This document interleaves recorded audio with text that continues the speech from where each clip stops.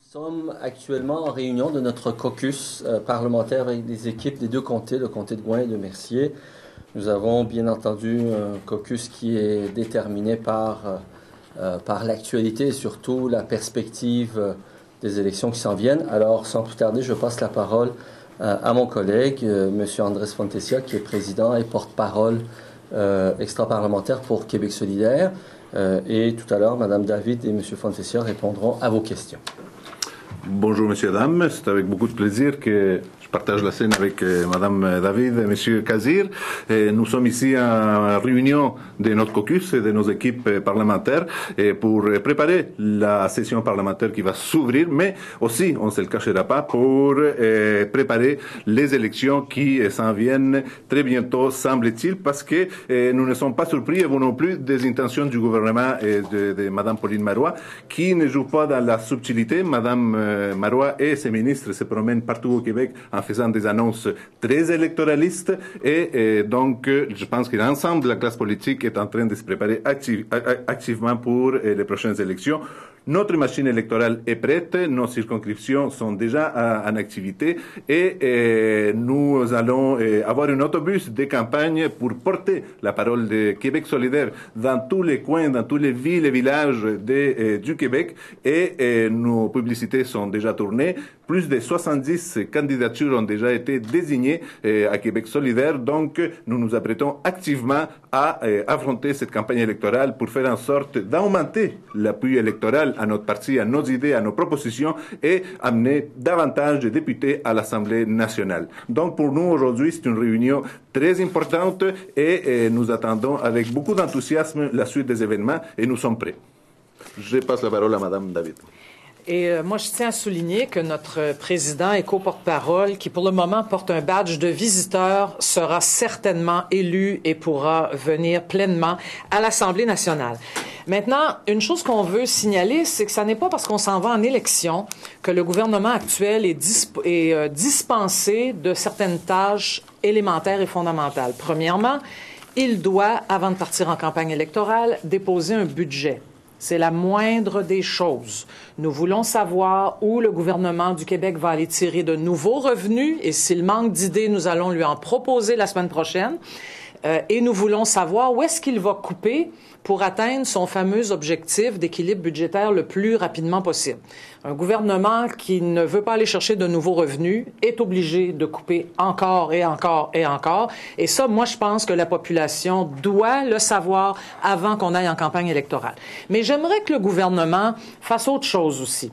J'aimerais vraiment voir la ministre d'Emploi et de Solidarité sociale, qui est aussi ministre de la Condition féminine, finalement remplir son engagement d'agir avec diligence pour mettre fin à la discrimination qui atteint les femmes à l'aide sociale, qui sont mères et qui reçoivent une pension alimentaire pour leurs enfants. Je vous rappelle qu'il y a eu là-dessus, il y a plus d'1 an, une motion votée unanimement à l'Assemblée nationale et que le gouvernement n'a absolument rien fait. On aimerait bien savoir aussi, avant de partir en campagne électorale, s'il va finir par y avoir des gicleurs dans toutes les résidences privées du Québec. C'est absolument incroyable de penser qu'après 1 an de réflexion sur les gicleurs, combien on en met, où est-ce qu'on en met, pour qui on en met, on n'est pas capable d'arriver à une proposition concrète un peu absurde. Autre chose, ce gouvernement doit nous dire si oui ou non il compte augmenter les tarifs en service de garde. Ça, là, c'est pas le genre de choses qu'on fait une fois élu, si tant est qu'il est élu. Ce sont des choses que l'on dit franchement et clairement à la population qui, à ce moment-là, sait à quoi s'en tenir. Nous avons appris hier que le gouvernement de Mme Pauline Marois entend lancer un livre blanc sur la souveraineté. Nous sommes très étonnés, alors que le Parti québécois en a très peu parlé lors de la dernière campagne électorale et n'a glissé aucun mot sur ce sujet pendant tous les 18 mois qu'ils ont été au gouvernement. Nous sommes étonnés que le gouvernement entende consulter la population et aller vers la souveraineté, alors qu'il pose des gestes qui, au lieu d'aller recueillir dire davantage d'appui à un processus de souveraineté, divise la population avec un projet de la charte des valeurs. Cela nous semble complètement contradictoire. Et nous, pour nous, les partis québécois, a les mains liées par les milieux des affaires, alors que Québec solidaire est lié par la volonté populaire des changements. Dans ce sens-là, s'il y a un gouvernement de Québec solidaire, nous allons convoquer immédiatement une assemblée démocratique pour consulter la population sur une constitution québécoise et pour définir les statuts constitutionnels et aller vers la souveraineté du Québec. Donc, la souveraineté du Québec a besoin de tous les appuis et ce n'est pas, encore une fois, divisant la population avec une charte des valeurs que nous allons avancer de façon décidée vers la concrétisation de notre rêve commun, c'est-à-dire l'indépendance du Québec. C'est toujours défini comme un parti de gauche, souverainiste, mais de gauche d'abord. À vous entendre parler aujourd'hui, êtes-vous devenu souverainiste d'abord et de gauche ensuite? Nous plaçons les deux choses au même pied d'égalité. Nous sommes pour une souveraineté de gauche, nous sommes pour une souveraineté qui porte un projet social, un projet de justice sociale, un projet de redistribution de la richesse. Pour nous, il n'y en a pas un avant l'autre, l'un va avec l'autre. On sent un ajustement de votre part, corrigez-moi si je me trompe, mais vous entendez parler davantage de souveraineté, non? Le Québec solidaire dit ça depuis 2006, depuis notre fondation. Avant Québec solidaire, il y avait l'Union des forces progressistes dont j'étais un des candidats. On disait exactement la même chose. En fait, la différence entre nous et le Parti québécois, c'est qu'on ne met pas de priorité. On dit, on a fait ça dans l'espoir de gagner. Puis il fallait le faire à un moment donné. Ça a été fait en 68 par René Lévesque, rappelez-vous, dans le grand débat qu'il opposait, par exemple, aux Aériennes à Bourgault. Mais par la suite, on s'est aperçu que ça ne veut pas donner les résultats. Et nous, on est d'avis que sans un projet social, il ne peut pas y avoir de souveraineté. Sans un projet de société, il ne peut pas avoir une souveraineté. Donc, il faut cesser de mettre l'un en priorité par rapport à l'autre. Les deux sont intimement liés. Il y a un projet social qui doit porter le projet national. La formule de livre blanc suivi d'une consultation, est-ce que c'est bien selon vous? C'est bien, mais c'est vraiment insuffisant. Un livre blanc, c'est un document d'orientation, on consulte les gens. Le problème avec le Parti québécois, c'est on en fait quoi après? On met ça sur une tablette? Ou bien, clairement, puis moi je les attends là-dessus, on s'engage avec la population à tenir un référendum. Il faut arrêter de tergiverser, là. Donc, oui, un livre blanc, on n'a rien contre, mais attention, il faut une démarche ferme, claire, il faut des gestes clairs, il faut dire aux gens, regardez, nous sommes un parti souverainiste, nous, en tout cas, c'est ce que nous disons. Donc, une assemblée citoyenne élue qui consulte les gens, prépare un projet de constitution et ensuite va en référendum sur l'avenir du pays et sur la constitution. Ça, c'est une démarche claire, du début à la fin. Ce que vous demandez à Mme Marois, c'est de s'engager en campagne électorale si elle forme un gouvernement majoritaire, de tenir un référendum durant ce mandat-là. Suivant une large consultation populaire et une mobilisation populaire autour d'un projet de constitution, ce qui serait extrêmement intéressant parce que là, la population serait capable de définir justement les contours de ce qu'elle veut comme souveraineté au niveau social, au niveau des institutions démocratiques, au niveau environnemental. Mais oui, ça doit se terminer par un référendum et ça, il faut que ça soit clair. Philippe Couillard a dit ce matin que le gouvernement Marois est un gouvernement toxique qui voulait détourner l'attention avec son projet de livre blanc. Je dirais que le Parti québécois vient de se rappeler qu'il est souverainiste. Il n'a jamais donné des signes comme quoi il voulait avancer de façon décidée vers cette question-là. Et quelques semaines avant les élections, on dirait qu'ils se sont rappelés, c'est vrai, il faut dire à l'électorat, à nos électeurs, nos électrices qu'on est souverainiste et on va sortir un lapin du chapeau, un livre blanc. Et ce n'est nettement pas suffisant. On se rappelle que M. Parizeau, dans les années 90, avait clairement dit et établi un plan face à la population, face à l'électorat, pour dire si vous votez Parti québécois, on s'en va vers un référendum. Il nous semble que Mme Marois devrait avoir la même clarté par rapport à l'électorat du Québec. Est-ce que vous trouvez que le gouvernement Marois est toxique? C'est des choix de termes qui reviennent à M. Couillard. Il faut lui demander de définir ça. Mais c'est certain que le Québec, tous ces gens que je comprends très bien, beaucoup de gens depuis des années sont fidèles au Parti québécois, pensant avoir un parti au service de la population, social-démocrate, qui se démarque des libéraux, non seulement uniquement par le choix de l'indépendance du Québec, mais aussi par un engagement par rapport aux aspirations de la population. Ce qu'on voit aujourd'hui, c'est que le Parti québécois ressemble de plus en plus, parfois même dépasse dans sa volonté d'être soumis au patronat, le Parti libéral, ce qui explique, comme l'a dit mon confrère, le fait qu'on ne croit pas que malgré sa volonté, il puisse vraiment agir. Quand on est au service du patronat, on a les mains liées, comme disait M. Duchesne, ben, le patronat ne veut pas d'indépendance du Québec. Alors, comment est-ce qu'on concilie ces deux affaires-là? Et deuxièmement, c'est sûr qu'il y a quelque chose de toxique. Il y a quelque chose de toxique dans le fait que notre démocratie soit contrôlée par des services, par des partis au service d'une petite minorité déjà excessivement privilégiée qui contrôle le monde des affaires. J'aimerais ajouter que M. Couillard pourrait penser à son propre parti lorsqu'il utilise ce genre de mots. Parce qu'après tout, le Parti libéral, durant les 9 ans de pouvoir, ne nous a pas fait vraiment la démonstration qu'il travaillait pour le peuple, pour les gens. Et il a pas mal bien travaillé aussi pour le milieu des affaires. Il doit aussi faire ses preuves sur sa position, sur la question nationale, sur la position du Québec par rapport au Canada. Selon vous, est-ce qu'il doit préciser sa position, M. Couillard, là-dessus? Je pense que la position de M. Couillard est extrêmement claire. M. Couillard et son parti sont résolument fédéralistes et plus que jamais fédéralistes. Alors ça sera à la population d'en décider. Quant à Québec solidaire, nous sommes depuis 2006 et jusqu'à aujourd'hui résolument souverainistes et porteurs d'un projet social. Le discours semble, en tout cas, m'apparaît s'apparenter beaucoup à celui d'Option nationale à l'époque où M. Hossan était là. Bon, il y a un nouveau chef, M. Hossan est parti. Est-ce qu'une alliance avec Option nationale, bon, qui n'est pas quand même un parti très, très important, mais c'est sûr que quand Option nationale a été créée, l'Option nationale s'est beaucoup inspirée du programme de Québec solidaire. Pharma Québec, notre engagement sur des questions d'intégrité, notre engagement résolu à avoir une démarche claire, peut-être pas identique à celui de M. Hossan, mais un engagement clair, sans embâche, sans tergiversation, pour l'indépendance. Rappelez-vous, dans notre première élection en 2007, on s'est engagé dans les 18 mois qui suivent notre élection, la constitution d'une assemblée qui décide d'une constitution, puis qui va en référendum. Donc, dans cette perspective-là, beaucoup de ce qu'a fait Option nationale tendait à le rapprocher de Québec solidaire. Maintenant, est-ce que dans les prochaines semaines, on va arriver à s'entendre? Je ne peux pas vous affirmer ça. Pour le moment, il y a beaucoup de choses à faire avant d'arriver. Est-ce que c'est votre souhait?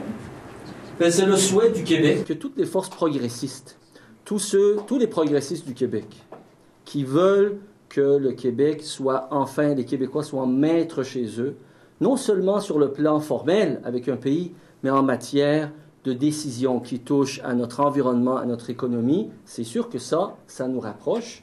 Puis mon souhait, c'est que tous ces progressistes-là soient réunis sous une même bannière. Puis je pense que Québec solidaire a ce qu'il faut pour attirer les gens d'Option nationale. Mais y aura-t-il des tentatives, une perche tendue aux gens d'Option nationale de votre part?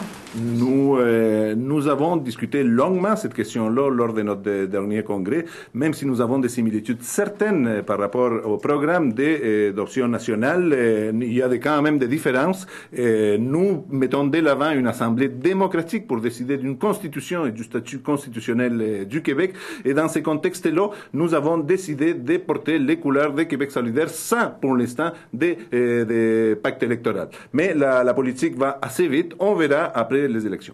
Concernant le Fonds de solidarité de la FTQ, quelles sont vos attentes par rapport à la gouvernance? Il y a des changements qui seront annoncés cet après-midi.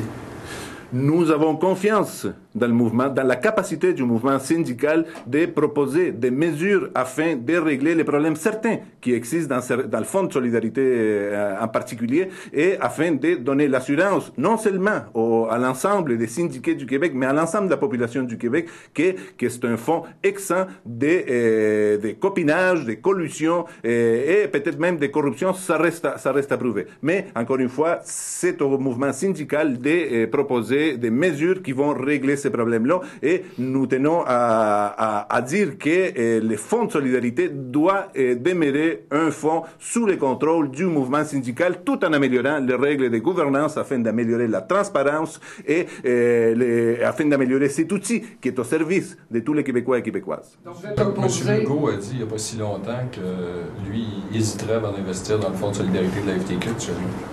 Ça ressemble pas mal à M. Legault. Je rappelle à M. Legault que son entreprise a été sauvée grâce au Fonds de solidarité Air Transat. Ce qui l'a rendu millionnaire, c'est les fonds des travailleurs qui ont été investis dans son entreprise dès le début des années 90, en 1990.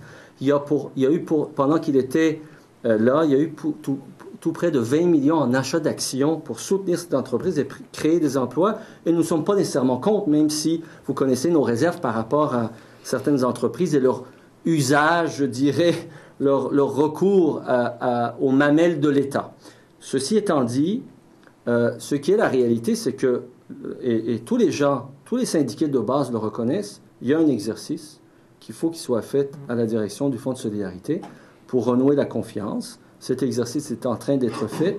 Les attentes des Québécois, c'est que le Fonds de solidarité, ça ne soit pas comme des banques, là, que les dirigeants du Fonds de solidarité ne se comportent pas avec le Fonds comme des banquiers font avec des épargnes des Québécois, puis se donnent des gros émoluments, puis des salaires à plusieurs millions, puis du copinage, puis du favoritisme.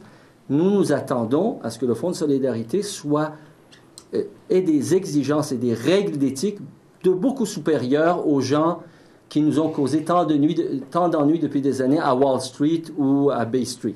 Les partis d'opposition, notamment le Parti libéral et la CAQ, demandent que le conseil d'administration du Fonds de solidarité FTQ soit composé majoritairement de membres indépendants et que son président ne soit pas de facto le président de la FTQ. Êtes-vous favorable à ces... Nous allons juger au mérite des propositions avancées, publiées tantôt par les fonds de solidarité. Ce qui est certain, c'est que nous ne voulons pas que le fonds de solidarité devienne une autre banque contrôlée par des spéculateurs qui n'ont pas à cœur les intérêts des travailleurs et travailleuses. Nous pensons dans ce sens-là que les fondements du fonds de solidarité, c'est un outil aux mains des travailleurs et travailleuses et que ça devrait être encore sous le contrôle des travailleurs et travailleuses, tout en améliorant la gestion, la transparence et la gouvernance de ces fonds-là. Attention, le fonds, ce qui lui est arrivé au fond, là, ce qu'on lui reproche est le résultat de quoi? D'une trop grande proximité, de quelque chose qui devait être gouverné par les intérêts des travailleurs, une trop grande proximité avec un certain secteur d'affaires.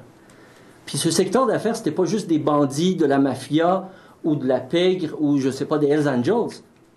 C'est la trop grande proximité de certaines de nos institutions qui bénéficient de largesses publiques avec le milieu des affaires qui n'a pas beaucoup de scrupules. On l'a vu avec les banquiers, on l'a vu avec SNC-Lavalin, qui font qu'aujourd'hui, le Fonds de solidarité est dans le pétrin. Alors la réponse, c'est pas d'ajouter encore plus du poison, le poison dont les toxines dont parlait votre collègue. D'accord? La réponse, si on veut que ça soit plus intègre, c'est de le protéger de l'influence indue du monde des affaires qui font qu'aujourd'hui, on est pris avec le problème de la corruption et la commission Charbonneau au Québec. Alors, en bref, non, Québec solidaire ne s'oppose pas à ce que le fonds soit gouverné majoritairement par des représentants des travailleurs. In English, on the white paper that Madame Marois is proposing, le livre blanc.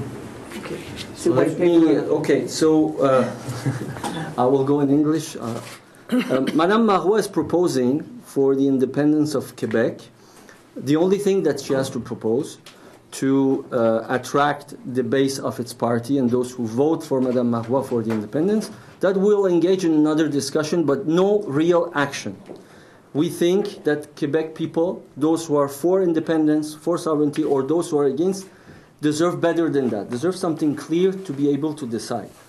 As Québec Solidaire, we say we will convene an assembly which will be democratic, in which everybody, those opposed as well as those who are for the independence, could participate to draw a constitution for the Quebec and then decide democratically without external influence, undue influence, decide among us what is best for the future of Quebec. Why do you insist that we need a budget before going into an election? Well, because it's important that people know where the government expects to cut in services, how it wants to balance the budget, how it's going to have revenues for the needs of our services and of the state. Is it more taxation on middle class, or the government will do at last something about fiscal evasion, tax evasion, we call it, about big business that doesn't pay their due share of the taxation. I remind you that for $150 billion of profit in 2006, which is the last year for which we have statistics, over $150 billion of profit, the business sector paid only 3% of taxation. that's unfair because even the lowest paid working people pay 16%. So there is something wrong in that, and we think that we need to know what the government expects to do. Merci. Merci.